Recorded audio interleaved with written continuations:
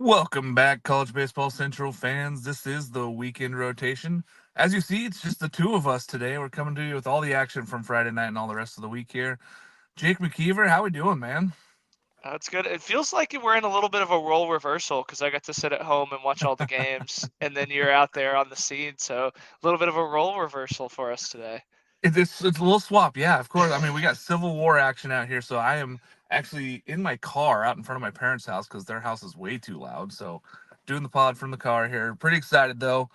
I was so pumped about last night's games. I just had my phone out. I'm watching games, and I'm sitting there live at the Oregon State game at Goss, and there was so much good action last night.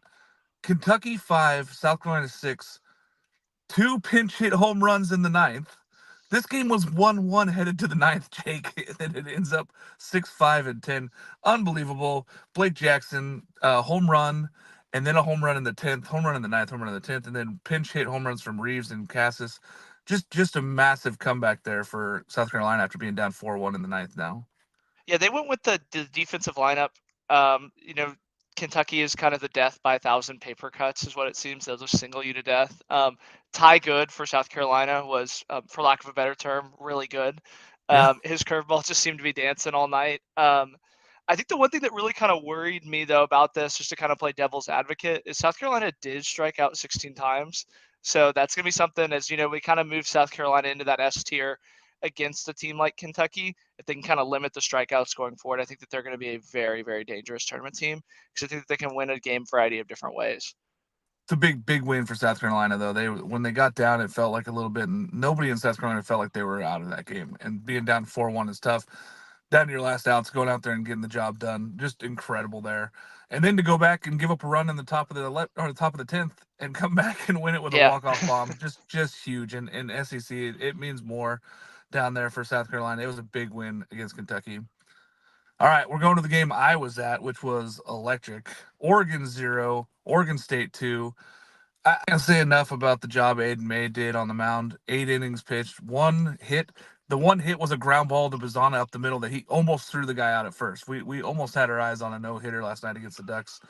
Oregon State just looked really good, but Oregon was great. R.J. Gordon matched him pitch for pitch, other than the two solo shots. He gave up a shot to Brady Casper and a shot to Travis Bazana. Go figure for his 20th. But really a great game. I don't know how much of you caught there, Jake. It was a little bit tough, not gonna lie, with the whole Pac-12 network thing. But I think what really impressed me the most about Oregon State is now that they can retire, that Aiden May's season high against strikeouts was against Oregon State because he did it when he was at Yeah. Arizona. So he now has his personal best against not his current team. But again, this is what a lot of people around the country really kind of knocked Oregon State for not having kind of that ace at the front line. Aiden May has, since post injury, has really stepped up and kind of in that role. And this was his best outing of the season by far. So if he can kind of build on this going forward, I think Oregon State turns into a very, very dangerous team very, very fast. Yeah, I said last night that he returned to his Friday night form, and Jacob Komatz on Saturday has been one of the best two pitchers in the country. So when you have that 1-2 punch and then that offense, it feels like Oregon State's starting to make the turn at the right time. I said a lot on the Big Coast podcast this week. You don't want to be hot in April. You don't want to be the hottest team in April. It doesn't pay off. Get hot in May, and I know that a lot of teams are looking at that. All right, let's move on to the next one. Mississippi State 0, Vandy 4. Bryce Cunningham, the full complete game, 9 innings, 2 hits, just the 4 Ks. That's how you stay out there, though. Pitch to contact. Really big win against Mississippi State. Yeah, I mean, he was filling up the zone. Mark, we almost had a sub 2 hour game in the SEC. It was 2 hour No, and 6 minutes. Cal Stevens for Mississippi State was tremendous. really Um, good. Bastien had that leadoff home run, and then Espinal had a home run later. And then after that, they kind of just went to work. They had an RBI ground out and a sac fly. It really kind of felt like just a Tim Corbin masterclass of just selfless baseball. Um, I think that the one thing is it almost felt like one of those throwback SEC games, like kind of when they redid the bats and everybody kind of played small ball a little bit. That really is what it kind of felt like, is just two pitchers filling up the zone, pounding it. And again, Vandy won 4-0, but it wouldn't surprise me to see State kind of bounce back, as you know they can walk away feeling good about this loss. I know that you never want to lose, but again, Cunningham was just on his game tonight. Cunningham was great, right? And both teams have pitching, so it's going to be great going on the stretch. Cal Stevens, nothing to hang your head on. He's still a great pitcher. He did a great job going out there and competing. just got matched up better. I mean, Cunningham was just better last night. So big win for Vandy though to keep the streak there at home and keep winning games. Must win those games in the conference play. Overall record's great for Vandy, but their conference has been a little iffy. But now they're 11-8, looking a lot better there. Troy 8 at Coastal 6. Coastal loses another home conference game, Jake. They are now third place in the Sun Belt. I do want to say Troy put up a 5 spot in the seventh with a Cobb Grand Slam. Just a big game for Troy. Troy's now second in the Sun Belt. Yeah, Troy really isn't too far either, I think, from making a conversation into being an at-large bid. They have an RPI at 64, but again, the schedule's in front of them. They play Coastal this weekend, obviously, and then they go to UL next weekend. So everything really is kind of in front of them going forward. And I think that you almost want to put them on that bid watch Steeler line. But again, Troy just flat out hits the baseball. They're just a stereotypical Sun Belt team where they're pitching just enough. It's not kind of a hindrance, but again, they're an all bat first kind of team. And again, that was on display with the grand slam from Cobb. Brooks Bryan homered as well, and then Ben Yeah. Arnett added another homer. So again, they made the Coastal ballpark that already is small feel even smaller. Yeah, and to go into that ballpark and win, it's no easy task. And to hold Coastal to just the 6 runs, very impressive. Big win for Troy, especially on the road in this conference. Speaking of our other opponents there with Louisiana, they beat Southern Miss 3-2 in a great pitcher's duel last night. Big win at home for Louisiana. Southern Miss was in that ball game the whole time. They are just a game behind Coastal now. This is a good, fun conference. If you have not seen Sun Belt Conference play, you're missing out. Oh yeah, they call it the Fun Belt for a reason. And I mean, this was one of the games that I was actually tuned into last night. It was one of the four. It was actually the one that I was listening to the sound out just because every single pitch you seem to feel it in the crowd. I'm actually going to be out there Sunday, so I'll be driving out to Lafayette to go see the tail match of this game. Let's The go. Kyle DeBarge 3-run homer. I mean, it felt like a regional. I know that we've kind of been using that phrase a lot. I mean, that place went absolutely nuts. And then to kind of compose yourself and get the final 3 outs of the ninth, I think was a really, really big thing because, we've kind of seen teams, especially Kentucky, where they get that big hit in the top of the ninth and then immediately blow it. Um, Andrew Herman was tremendous for Louisville. He went 8 innings, 2 ERA. So fun fact about him, he was the winning pitcher of the JUCO National Championship as he was at College of Central Florida last year. So kind of good to see, a winning attitude added to be a Friday night guy, JUCO straight to Friday night. But again, the whole critique of Louisiana was, hey, they don't play anybody. Their schedule's kind of front loaded, but I mean, now like if they can go 3-3 against Southern Miss and Coastal, they're going to be set up very good for even a regional host. I think that they're Yeah. kind of playing themselves into that conversation. Which, if you would have told me that in Houston, I would have called you crazy. This is just It's, a completely different team. if you would have told me you're like, hey, somebody from the Sun Belt's hosting, I'd be like, oh, it's Coastal. Coastal's gonna be the host team. Yeah, or Southern Miss, Or not Southern Miss. not Yeah. Louisiana. Not Louisiana, but they are 16-3 in conference, 32-12 overall. Just tremendous performance so far from Louisiana. We'll get more into hosting conversation a little bit later here in the show when we do a this or that. Let's go into this next one. BYU 5, Oklahoma State 17 on the Thursday night game, and then 5-11 last night. Oklahoma State, Jake, you mentioned it a few weeks ago. This team could get hot at the right time and start playing good baseball. They've done so for you. Yeah, they had kind of a weird scheduling thing with the weather. So they played the Thursday game, 117-5, and then they did a doubleheader, 11-5, 12-5. Yep. They sit at 14-7 in the Big 12. OU leads it at 15-14, at 15-4, but they kind of have a few bad non-conference losses. Oklahoma State has an RPI of 22. I hate to kind of keep bringing up these figures, but this feels like it's going to be the Big 12's host. I mean, they are absolutely rolling right now. Earhart had a homer. Binge on Thursday was the starting pitcher, added 2 home runs as well. Colin Ritchie, I think, is kind of taking a big step with Wolford out. And again, they're going to get Wolford back later in the season. Colin Brugman, who against Arkansas went 0 for 8 with 8 Ks or something ridiculous like that, he's really started to take big at bats. And again, they make this ballpark feel very, very small. They love to elevate. And again, a lot of their guys that kind of had nagging injuries are starting to get healthy. And again, they took care of business against BYU, which, at the beginning of the year it seemed pretty easy, but, they've gone in and stolen a few games from, like, they went into Texas and beat Texas. So this is one where they kind of, needed to kind of remain constant. And again, they took care of business quick, 24-hour sweep, if you will, of BYU. Yep. And, they get to sit pretty and watch OU Texas play the rest of the weekend. The nice thing is, yeah, you get those days off to get healthy, get a little bit right here in the middle of the season, which doesn't often happen. Big wins for them at home, and this BYU team has been pesky. So to go out and get a sweep and win in any doubleheader is never easy to go out there and win both games of a doubleheader. So big props there to Oklahoma To State. dominate both games of a doubleheader. I mean, Yeah, it not wasn't even be even close. close. Yeah, a game that was close, Jake. Florida State 4 at Duke 2. A couple great pitching performances. The 4 in the first were enough for Florida State. They got out to a lead there, got the 4 in the first, and then they just kind of were able to hold Duke off. Duke had 9 hits. Florida State only had the 5 hits. Big win for Jamie Arnold. Another strong start for him. 5 innings pitched, the 5 hits only, the 9 strikeouts.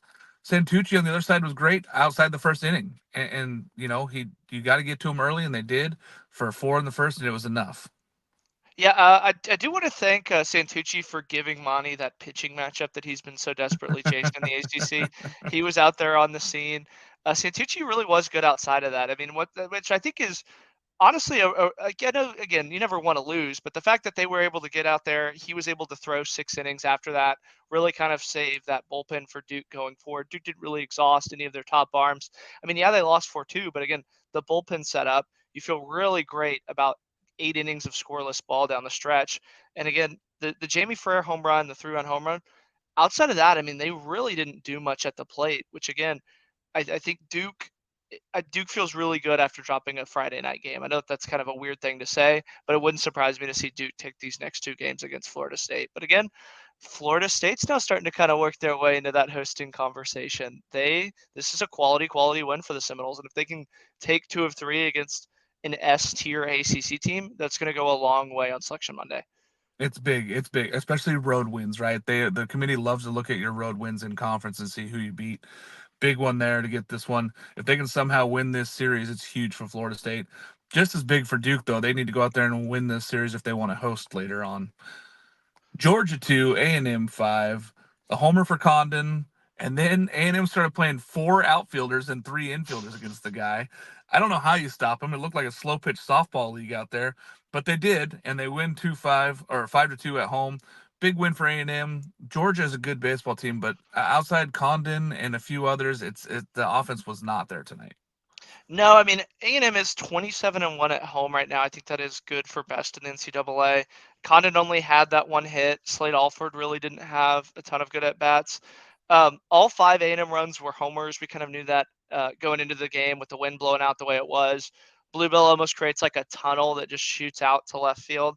Ryan Prager, I think, was tremendous. He went 6 innings, 2 runs, 6 Ks.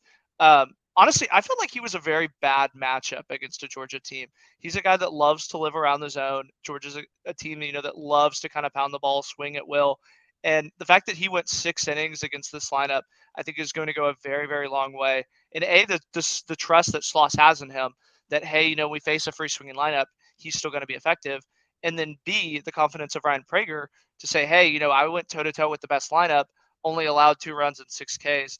Evan Aschenbach again out of the pen was just nails. He only threw 30 pitches, so expect to see him again.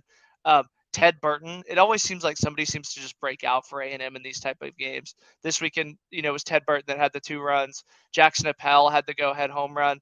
And then the freshman on the left side of the infield, Gavin Grahovic made a ton of diving stops, really kind of saved a few plays there. And then Camden Sorrell in the 9th with Georgia driving.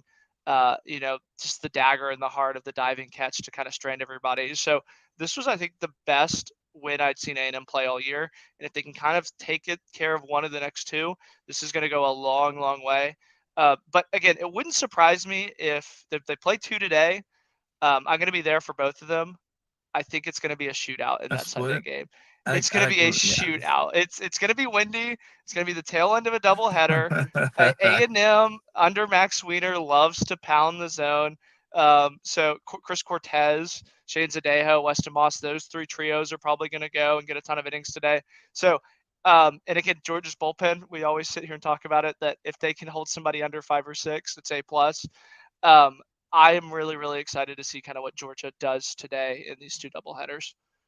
I'm impressed because I keep seeing new ways for A&M to win games, and that's what you have to do if you want to be a national seed. And they've shown that they belong in that conversation there. The A&M just keeps taking care of business. Very impressive to see them win a variety of ways. Clemson 12, Louisville 11. Louisville puts up 10 in the fourth, Jake. They are sitting up 11-4. They're feeling good. Clemson just keeps chipping away, and then gets 4 in the ninth with the single there from Cam Camarella to finish that one off there and get that lead 12-11. Massive comeback win for Clemson. I thought that I was like sitting there looking on my phone, like, this score must be wrong. What? How did, and then Louisville just kept putting up runs, and all of a sudden it's 11-4. Yeah, I mean, it was almost like they saw what South Carolina did with Kentucky, and they were like, all right, we'll do you one better. I mean, yeah, they were down 11-4. Louisville had a 10-run inning. 4 runs in the ninth were all singles, so they just Yeah. singled them to death, which is just so frustrating. The Cam Cantarella one, I mean, he hit it on the button, but again, there was no height on it. All 9 for Clemson had hits. It really was kind of a team effort there as well. And then again, I think Matthew Marcel for Clemson, I think he was kind of the X factor key. He threw 4 innings, 3 hits, no ERA at a time when the game really was out of reach. So I don't know if they were punting to try and save the bullpen, but he really kind of turned it around and gave his guys a chance to go in there and win the game. And again, this is a very, very big win for Clemson. At the end of the day, this is not a bad loss that you're going to go back and look at it with Louisville, but this is just one where, again, you kind of avoid it and you stay on the right side of the rankings for those that necessarily don't watch every single game. Yeah. And the thing for Louisville, yes, it's not a bad loss, Jake. Still another loss that keeps piling up It on this is. They're Louisville starting to team. pile up a little bit. We'll They're talk about starting to that in pile kind of up. our this or that segment, but yeah, they are starting to pile up a little bit. Yeah, but a big win for Clemson to come back, and especially on the road. Again, committee loves to see what you do on the road in adverse Yeah. situations. Big win for them. Iowa 4, Nebraska 7. Iowa nothing on the road again. Pretty good outing for Sears for Nebraska, and Nebraska just continues to take care of business in the Big Ten. Yeah, I mean, they really got Iowa's best shot. Iowa had been playing really good. They swept Rutgers last weekend. They'd won 5 in a row. They had a 3-run first. Raider Tello had that triple where it really kind of fired up the dugout. And then from there, you saw kind of Nebraska just kind of chip away, go to work, and it really wasn't even that close. I mean, Marcus Yeah. Morgan, they had a really good strategy to, run up his pitch count. And once he got into like that 60, 70 range, that really is kind of where they went to work. And then the Iowa bullpen outside of him really didn't step up. And again, Nope. you mentioned Sears for Nebraska. This was kind of a make or break year. I know that he kind of came in really highly recruited. We've been talking about him for I think the last 2 or 3 years. Is hey, when's this guy going to take a step forward? And he has this year. Like he has been a Friday night guy. It's going to be a tough regional for wherever Nebraska falls into. And again, the bullpen for Nebraska too was great. 4 innings of 1 hit ball against an Iowa lineup that really kind of was giving you your best shot in a rivalry game. I think that this is about an A+ win for Nebraska. 100%. Iowa still kind of scares me a little bit. They Ah, like they always show signs of it though. That's what's so funny. They'll show signs that they're like this elite team that we had them in the top 25, and then they get to the bullpen and lose it. So their signs are there for Iowa. I think that there's still a chance that they turn it around. But again, you're not going to turn it around against Nebraska. Nebraska knows who they are. no, Nebraska's doing things. And for Sears to give those runs early, right? And then to keep going out there and battling, that's what shows me he's ready to have that Friday night spotlight and be fine. Big outing for him. Big win there against Iowa. Continuing to roll there for Nebraska. Virginia Tech 1, UNC 8. What a performance from the freshman out there, UNC Fulcher Boas, just keeps going out there and competing, right? He keeps going out there and giving his team a chance, and to go out there and beat Va Tech, a very good pitching team, 8-1. Great win for UNC at home. Yeah, VT loves to kind of bang the ball around the yard. I will say this: VT is quickly kind of playing themselves onto the bubble. They're Double. 3-9 in their last 12 ACC games, 2-8 if you remove that pit where they kind of came back. They're falling in the wrong direction really fast. Again, the only runs was a DeMartini homer in the ninth, but credit to UNC as they kind of start to play into that hosting thing. Parks Harbor just continues to impress. Casey Cook added 2 more hits. Vance Honeycutt had a sac fly. So they're starting to do a lot of things right. Alberto Osuna didn't have a hit.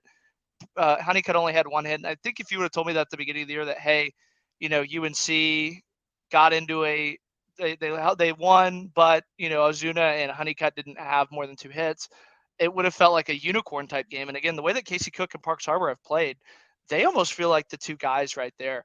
UNC has an RPI of 7. Are they the 5th ACC host? That one's really kind of starting to play in, and we'll talk about that with teams later. They really are kind of starting to play into that 5th ACC host there. because again, they just continue to take care of business against a very desperate VT team that needs a series win here.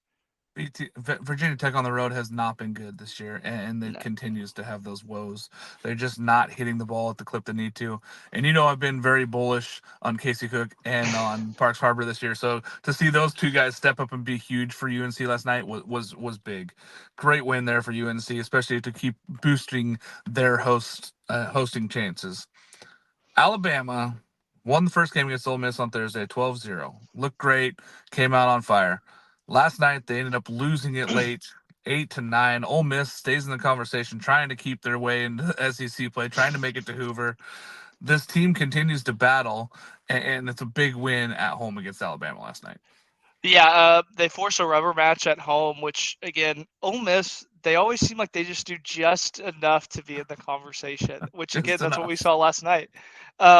Again, this was a must-win series for Ole Miss if they wanted to have any shot of getting back into the tournament. And again, I think that unfortunately that's where Mike Bianco's job kind of rests.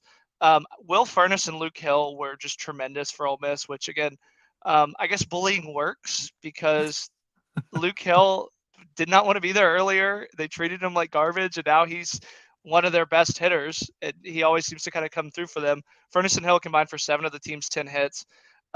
Ole Miss has Auburn, A&M, and LSU. They sit at 23-19, 7-13 in the SEC, RPI of 25. Like I said, they're doing just enough to be in the conversation. And I think that they really need to go, including this weekend. I think that they need to go 3 of the next 4 if they want to have any shot to make the tournament. And again, I don't think you're going to get it from A&M. LSU's playing really good baseball right now. So if they can kind of stack up this win against Alabama, I think that would go a long, long way for them to get in the tournament. And then for Alabama, I mean, you're on the road. You already stole one. I think that you can kind of be happy with where you are, and it really isn't going to affect your position as much. Yeah, I have this sneaking suspicion that Ole Miss misses the tournament and is the highest RPI ever to do so. I have this sneaking suspicion that they're going to end up with that. I mean, the schedule they have down the stretch is great. They're going to have to go get those Auburn wins, and Auburn is not happy with the way that they've been performing right now. They're a better team than their record. So, and then LSU getting hot, and A&M, they're not going to win those series, I don't feel. Although I will say A&M hasn't had a flop series yet. So maybe I think it either happens against LSU or Ole Miss, just because those are both home series or road series for A&M. And I know the Aggie fans have gotten mad for me picking, but it's got to come eventually. Like you almost need that one series where you lose. It kind of collects everybody. You know, you're not as good as you think you are type of scenario. And if Ole Miss can do it, I think that honestly kind of gets them in the tournament. That would 100%. I think it would put them in if they could take care of business and beat A&M. I just don't see it happening on paper. All right. K-State 0. Another 0 on the board last night. So many shutouts. TCU 12. Big win for TCU. Horrible loss for K-State. TCU is still 11th place in the Big 12, though, Jake. They do have a high RPI. They only have 1 loss outside of conference. We'll touch on them later. But again, we've seen this before from TCU where Peyton Tolley goes out and dominates. I mean, yeah, they scored 12 runs, but at the end of the day, Peyton Tolley pitched a shutout, and that's kind of the big reason that they won. Show me you can do it on Saturday, and show me you can do it on Sunday, and I think that would go a really, really long way because we know TCU can win when Peyton Tolley pitches. But, you know, what can they do outside of that? Ryder Robinson went 3 for 4. He's kind of starting to heat up at the right time. Curtis Byrne had the 3 RBIs. His average is, I think, where it needs to be. So they're starting to kind of do things and show signs that they're about to break out. But again, we talked about this last week with them with Texas. Like, show me it on Saturday. Show me it on Sunday. Yeah. They're going to get Klecker going. Abel's probably going to throw a lot of innings, too, as well. If those two guys can kind of get going, I think the TCU is a very, very dangerous team and has a chance to steal a bid there. Yeah, and we talk about a team that had a midseason lull. Well, that midseason lull keeps stretching because they don't win Saturday, Sunday. Now, so they don't win Saturday, they don't win Sunday. Now it's like, okay, you can win at home on Friday. It's awesome. Got to do something else if you want to make this tournament. The midseason lull can't go all the way into May. That's not how it works. You got to figure this thing out before this weekend here. All right. Florida 1, Arkansas 2. Another just tremendous pitching performance there from Hagen Smith. He is truly the best pitcher in the country. I don't really think it's even close. I mean, yes, Trey is savage at ECU We love what he's doing. They won, of course. But I think that it's Hagen Smith because of the quality of people he's facing and how much he's shutting teams down. Yeah, I mean, the Florida lineup has really kind of disappeared with what we saw a month ago, but at the end of the day, they still are talented enough to kind of bang out 8, 9 They're still runs. one pitch scary, Yeah, Jake. They're still one pitch scary. yeah. Only 3 hits each for Arkansas and Florida. The Helfrich homer for Arkansas really was kind of their only run as they scored on a sac fly later. I really worry about this Arkansas team. I know that they win these games, and I know that they have the staff that they do, but they can't win unless it's in a 2-1, which again, Florida had the bases loaded in the 8th inning. They had to do some cheap stuff to get a run home to tie the game. That was in the 7th. So they did some cheap stuff to get a run home in the 7th. Then in the 8th, they strained the bases loaded. If Florida puts up 4 runs, I don't think Arkansas comes back from that. Like, they don't have the ability to score 3 runs like that in a hurry. And that really was kind of the difference in the game, though, is that Arkansas, was able to scratch out a run where Florida really hadn't. So I guess that they're a little bit more comfortable kind of playing for 1 or 2 runs.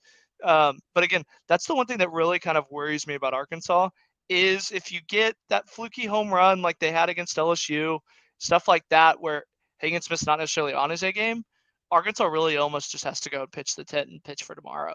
They have a good bullpen, but they don't have a deep bullpen, I would say. They have Gackle, they have McIntyre, but outside of that, is there really a lot of guys that you trust? Yeah, they've got some top end arms, right? Like they can go, okay, Yeah. we got McIntyre, we got. Outside of that, they haven't really been tested. And the other thing is the run support. So if you get down, what do? They haven't really been able to come back in games when they've gotten down. Now they haven't gotten down in a lot of games because their Yeah, that pitching is staff true. is Hagen really, Smith really does good. go 7 innings, 2 hits, 11 Ks. So, Yeah. and that's not even like the headliner here. So it's just become the normal. That's how much he's doing it. That's how good he has been, is that we're just like expecting him to go out there and throw these kind of games every single week. But again, big win for Arkansas, another loss for Florida. Florida is 1 game over 500. They're playing themselves into some trouble, Jake, as well, but we'll talk about that again in a minute. Texas 4, Oklahoma 9. Oklahoma continues to take care of business, and Texas just go in the wrong direction. Yeah, part of me really wants to applaud because I'm just so tired of talking about Texas and them not winning on Friday nights. And then they win Saturday, Sunday. Easton Carmichael had 2 hits. Anthony McKenzie had 2 hits. Kendall Pettis had 2 hits as well. Yes, that is the same Kendall Pettis from when they went to the College World Series. He's still kind of hanging around down there. That's a very scary lineup. But again, Texas had 5 errors. Like that is it wasn't the pitching that let them down. It was the 5 errors. But again, this is Texas's first trip to Norman as a baseball team since 2018 because COVID canceled it. And then in 2022, they played it down at Globe Life and Texas took over, and it was a nightmare scenario for OU. So no one on Texas's roster has ever played at OU, and it really kind of showed with the 5 errors. And I don't know if it's because the lighting is different, but they were very routine plays that the 5 errors were made on too. And again, but like we said with TCU, they win on Friday, but don't win outside of that. Texas seems to do this every week where everybody freaks out when they lose on Friday, and then they quietly still win Saturday and win on Sunday. So I don't think that happens this weekend just because OU, I think, is one of the best teams that Texas has played all year, and Texas struggles against really, really elite teams. But again, let's not hit the panic button yet for Texas. They're 11-8 though, Jake, in conference, and 25-18 overall. I mean, I know we're not smashing that panic button, but at this point, it's lifted. Yeah, it's lifted. The case is off. All right, we're gonna go through some other teams really fast. Kansas 4 over Texas Tech 4-3, big win for Kansas, right? Yeah, a bad loss for Texas Tech. They threw that haymaker early with the Woodchuck home run or the Woodcocks home run. Kansas kind of battled back. Bad loss for Texas Tech. They were really kind of starting to play well, and every time you start to invest in Texas Tech, they let you down. They just drop it. They just kill you. Just rip your heart out. Big loss there. West Virginia, big win, 18-5 over Baylor. West Virginia continues to play good ball now that J.J. Weatherford's back. Big things for West Virginia. They keep moving up in the rankings. We're going to talk about that team, though, moving up. UVA comes back and beats Boston College 4-3. Big win for them after losing last night or the previous night. Bryant beats Pitt 11-8. Gritzburg goes down, Jake. That's a tough one there But when they were hey, looking at having that weekend Bryant off. is they're leading the American East right now, so maybe that kind of plays them into a little bit better of a regional if they can get out of this pit. And again, one more before we move on. LSU 5, Missouri 0. Gage Jump had a really bounce back day.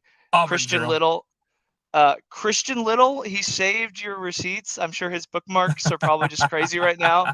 2 innings, 4 Ks, no walks. So LSU fans might be ready to eat some shoes out there if Christian Little can get going.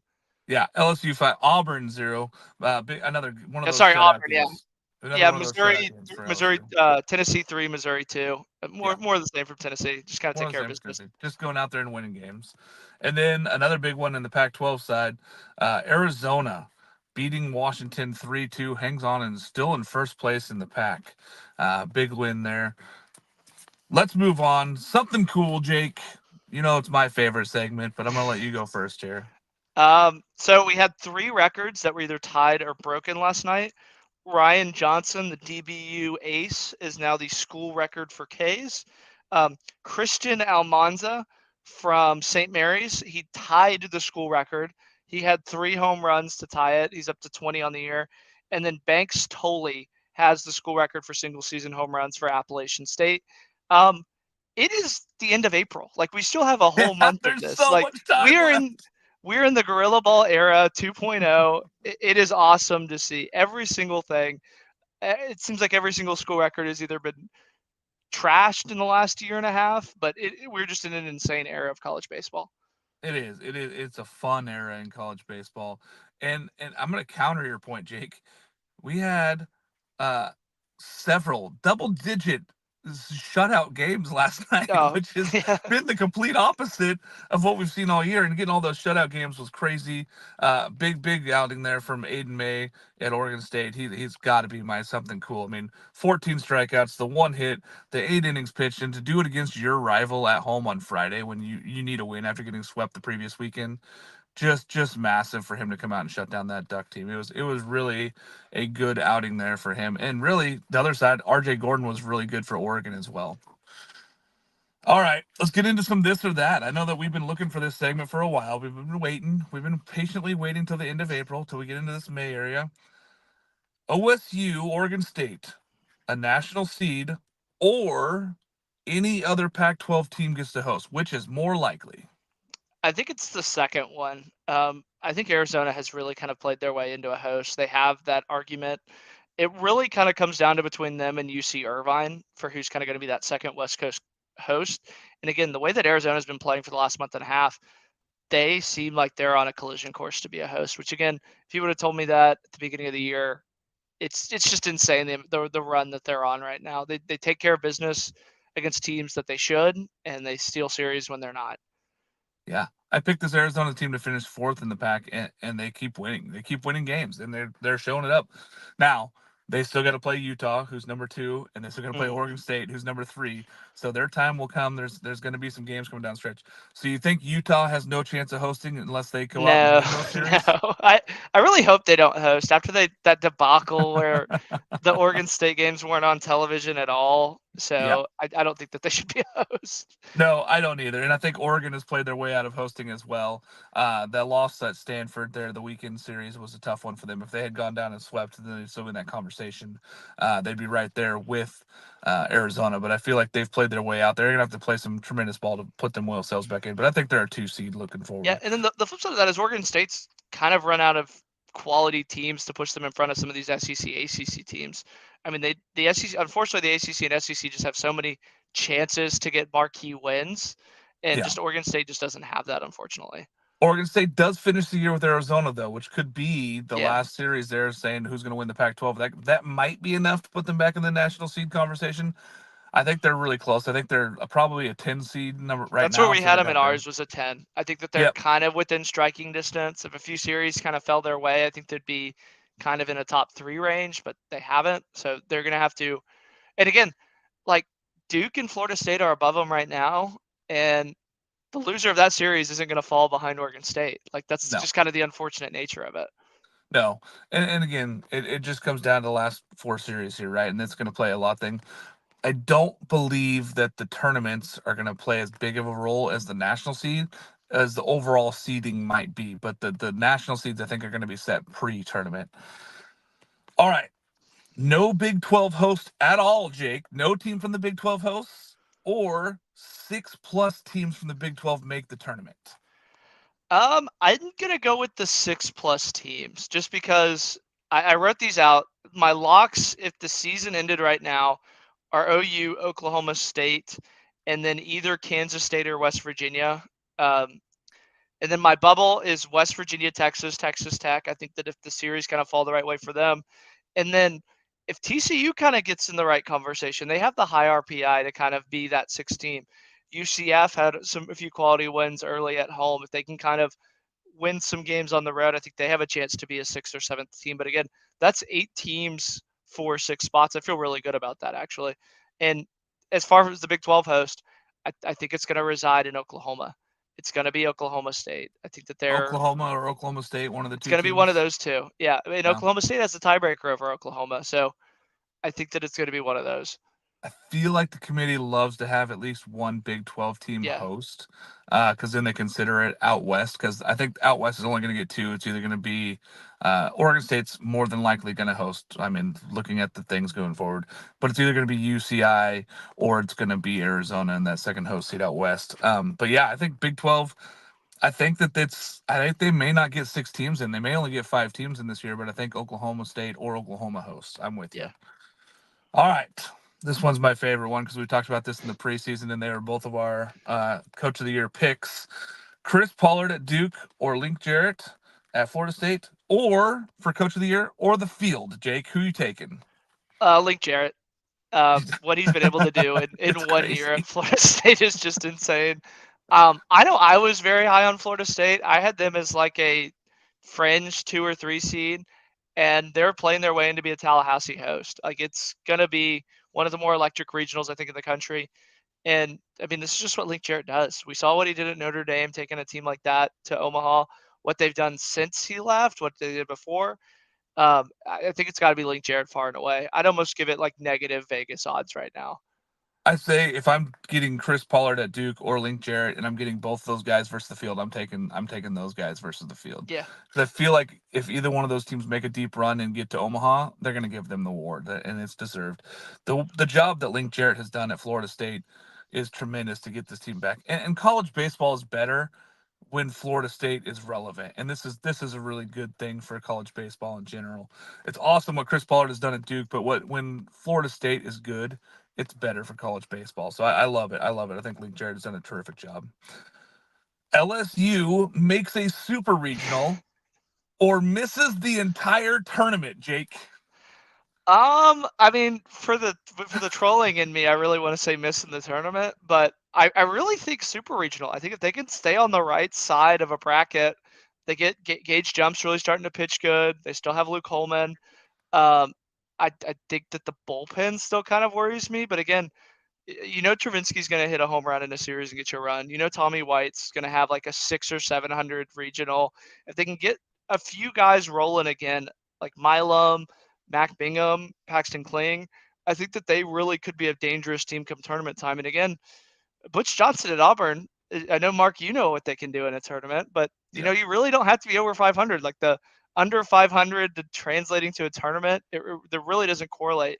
I feel really good about LSU that if they make it in, that they get in a favorable regional and they could kind of come out on top of that. They This have is the high end pitching. yeah. This is my worry is that LSU stays hot and gets hot in the tournament and gets hot in SEC tournament, and then they go out west and they play like a UCI. They're in that regional as a 3 seed, and they go out and win that one. It definitely feels like that could be the case for this LSU team. I know I that in the preseason Oklahoma I said that State, they miss. Oklahoma State's kind of another place that they could go Oklahoma play State's another place. Yeah, where they'll just go in and take over Stillwater, Oklahoma. yeah. It. If I'm an LSU fan, the sky has stopped falling for the moment. Still got to go out there and take care of business here for the next 3 series and the end of this week. But I said in the preseason that they probably missed the field this year, and people tore me apart. I think that I'm leaning more towards LSU to a super than missing the field at this point, the way that they're playing baseball right now. Now I know that that's probably a bold take on the other direction from where I've Yeah, it's been a very sitting bold. all But year. again, I don't think it's as crazy as I'm sure Alex is going to clip this, so we'll get clowned. I don't think it's as crazy. Like Gage Jump is turning into a solid two. Luke Yeah. Holman is. I mean, there's Hagen Smith, and then like there's a whole other tier. I think he's in that whole other tier below. Yeah. Like with South Carolina's guys, Vandy's guys, Prager at A&M. I think that he kind of is one of those elite SEC arms where you Yeah. feel really good anytime he starts a game. He's an A tier SEC arm. Yeah. He's not that S tier but Hagen Smith stands alone by himself up there. Yeah, So an H tier is the top. yeah. All right. We do this every year, Jake. More ACC teams or SEC teams make the tournament. I said SEC. I feel like I went and looked it up. There's 10 teams I feel really comfortable about getting in, and then there's 3 maybes in the SEC. Whereas the ACC, I think that there's 7 locks, 1 fading, and Virginia Tech, where Yeah. you could see them kind of fall off. 2 bubble. I think that unfortunately the ACC I think is more top heavy this year than the SEC.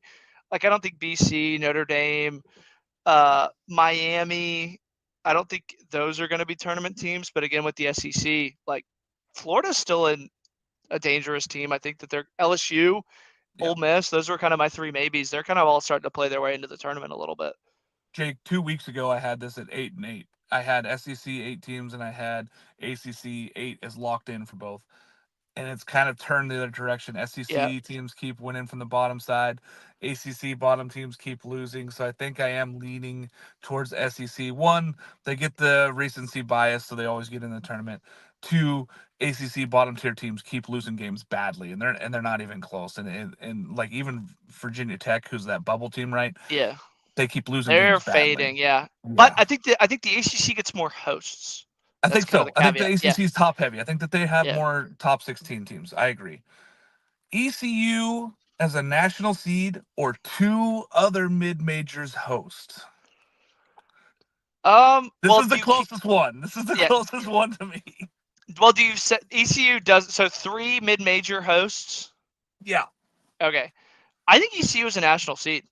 I think that they're probably going to be in that 8, 9, 10 range, barring something completely unexpected like losing 2 of 3 at the Birdbath. I think ECU is a national host, and I think that they're a very, very dangerous team tournament time because they've proven that Trey Savage is really tough to beat, and then they proved it with UNC that even if you beat Trey Savage, they have guys that can come out of the bullpen and still shut you down. So Yeah. I really worry about anybody having to go face an ECU team. And again, I think they're the 8th team. But the flip side of that is, I mean, Irvine's going to be Irvine, Louisiana. Yeah. I mean, Coastal. Coastal's, I think they've played their way off the Yeah. fringe now of hosting. But if you're telling me that Louisiana continues to win and wins the Sun Belt and they don't lose a ton more games, UC Irvine seems to be taking care of business out west. I feel like ECU drops to that 9 seed, and I think that it's 3 teams host from mid majors. And again, Indiana State, I know that they lost last night, but they've kind of played their way into the conversation a little bit. They're on the border. They're on the border there. Yeah. Nebraska, I know that that's kind of a running meme. Nebraska's playing their way in to be a host. Oh man, I do think that it is 3, and I think ECU is right on the outside bubble. It'd be great for college baseball if they're an 8 seed, right? Yeah. I'd be just happy with it, but I feel like they're going to play their way to a 9 seed. The committee doesn't really love to put them in the top 8 there. All right, Jake, final thoughts on the week. Just excited to see A&M Georgia in a doubleheader. Excited to go see Louisiana tomorrow against Southern Miss. It's another Super Bowl game for Southern Miss. So excited to kind of see. Hopefully the Cajun fans can bring it out there on Sunday. And again, shout out to Mark for finally seeing some college baseball. I know it's been really tough. I think last week, what were you, 12 hours from the closest college baseball game? 12 and a half hours from the closest baseball game in D1. Yeah, it was a long stretch for me to get to any games. So I'm excited to be back out at the ballpark. I know I got to see tons of people last night. I did get my local boys Hawaiian food last night, so I was very stuffed with Loco Moco. I'm excited for college baseball. Thanks again for joining us on the weekend rotation. We join you every Saturday morning and break down all the games. For Jake McKeever and myself, we thank you for coming on. We'll see you guys again next week.